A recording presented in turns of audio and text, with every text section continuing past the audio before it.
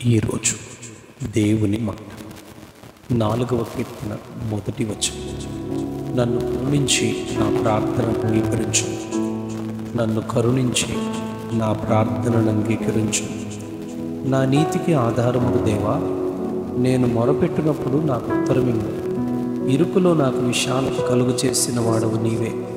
నన్ను కరుణించి నా ప్రార్థనను అంగీకరించు. రాజైన దావీదు ఈ అధ్యాయంలో ప్రార్థన చేయడం మనం గమనిస్తాం. దావీదు రాజై ఉండగా, సర్వం తనకు కలిగి ఉండగా తాను దేవునికి ప్రార్థించడం ఏంటి? తనకు ఏమి లోటని ప్రార్థించాలి అని మనకు ఆలోచనలు వస్తాయి. దీనికి జవాబు ఈ భూమి మీద జన్మించిన ప్రతి మానవుడు దేవునికి ప్రార్థన చేయాల్సిందే. ఎంతో గొప్పవారైనా పేదవారైనా తప్పక దేవునికి ప్రార్థించాల్సిన అవసరం ఉంది. 65వ కీర్తన 2వ వచనంలో ప్రార్థన ఆలకించువాడా అని మన దేవుని గురించి ఎంతో స్పష్టంగా చెప్పబడింది. కనుక ప్రార్థన ఆలకించు అని వద్దకు సర్వశరీరులు వస్తారు అని చెబుతూ 2వ సమూయేలు గ్రంథం 22వ అధ్యాయం 7వ వచనంలో, నేను దేవుని ప్రార్థన చేసి తిని ఆయన తన ఆలయములో ఆలకించిన ప్రార్థనను అంగీకరించెను, నా మొర ఆయన చెవిలో చొచ్చెను అని 18వ కీర్తన 6వ వచనంలో కూడా ఈ మాట రాజైన దావీదు చెబుతారు. ఎంత చెట్టుకు అంతే గాలి అన్నట్లు, చెట్టు పెద్దదైతే పెద్దగా గాలి దానిపై వీస్తూ దానికి పడగొట్టే పరిస్థితులు ఏర్పడతాయి. ఒకవేళ చెట్టు చిన్నదైతే దాన్ని వీచే గాలి దానిని ఎట్లయినా వంచి విరగొడుతూ ఉంది. రాజైన దావీదు ఈ ధ్యానవాక్యంలో, నా నీతికి ఆధారమైన దేవునికి నేను మొరపెట్టగా నాకు ఉత్తరమిచ్చి ఇరుకులో నాకు విశాలత కలుగు చేశారని దేవుని మహిమపరుస్తాను. నన్ను కరుణించి నా ప్రార్థన ఇప్పుడు అంగీకరించమని ప్రార్థిస్తాను.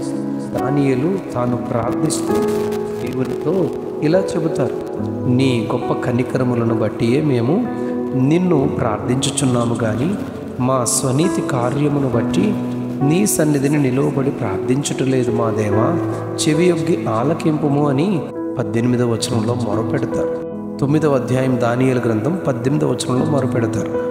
17వ కీర్తన 6వ వచనంలో, దేవా నేను నీకు మొరపెట్టుకుని ఉన్నాను, నాకు చెవియొగ్గి నా మాట ఆలకించి నాకు ఉత్తరమియండి అని దావీదు ప్రార్థిస్తాడు. 25వ కీర్తన 16వ వచనంలో కూడా, నేను ఏకాకిని బాధపడువాడును, నా వైపు తిరిగి నన్ను కరుణించు అని దావీదు ప్రార్థిస్తారు. యోనా గ్రంథంలో 1వ అధ్యాయం 6వ వచనంలో, ఓడ నాయకులు యోనా యొద్దకు వచ్చి, ఓడ ప్రమాద స్థితిలో ఉండగా, ఓయి నిద్రపో, నీకేమి వచ్చింది, లేచి దేవుని ప్రార్థించు, మనము చావకుండా ఆ దేవుడు మన యందు అనుకరించునేమో అని దేవునిపై వారి విశ్వాసాన్ని కష్టకాలంలో తెలియచేస్తారు. ఈ ధ్యానవాక్యంలో రాజైన దావీదు నన్ను కరుణించి నా ప్రార్థనను అంగీకరించు అని వేడుకుంటాడు.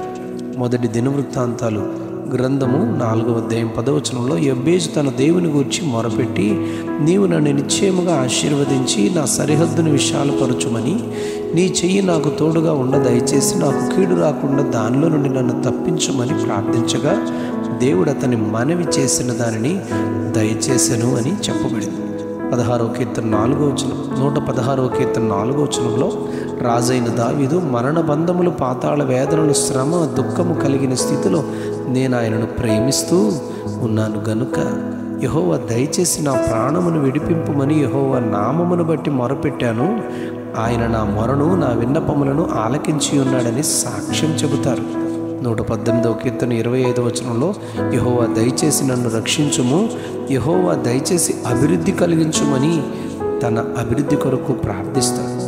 ప్రార్థన ఆలకించువాడైన మన దేవునికి మనం ఎలాంటి అవసరతలోనైనా, శ్రమలోనైనా, ఆపదలోనైనా, శోధనలోనైనా, కృంగుబాటులోనైనా ఆయనకు దయచేసి కరుణించి ఈ నా ప్రార్థన ఆలకించి అంగీకరించమని మొరపెట్టుకుంటే నిశ్చయముగా ఆయన ప్రార్థనకు జవాబునిస్తారు.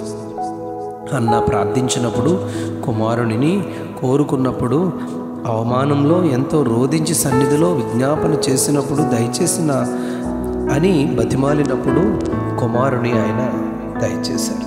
దావీదు కుమారుడా, యేసు నన్ను కరుణింపుమని కేకలు వేసిన బర్తిమయి అను గుడ్డివానిని ఆయన ఆగి నిలిచి వానికి దృష్టిని ఇయ్యడం మనం మార్కు సువార్త 10వ అధ్యాయం 47వ వచనంలో ధ్యానిస్తాం.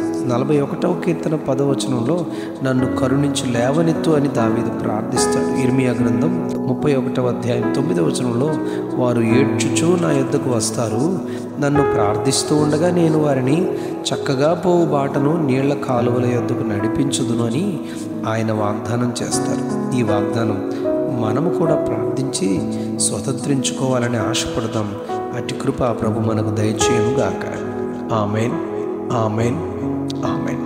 నన్ను కరుణించి నా ప్రార్థనను అంగీకరించు. నన్ను కరుణించి నా ప్రార్థనను అంగీకరించు. ఆమెన్.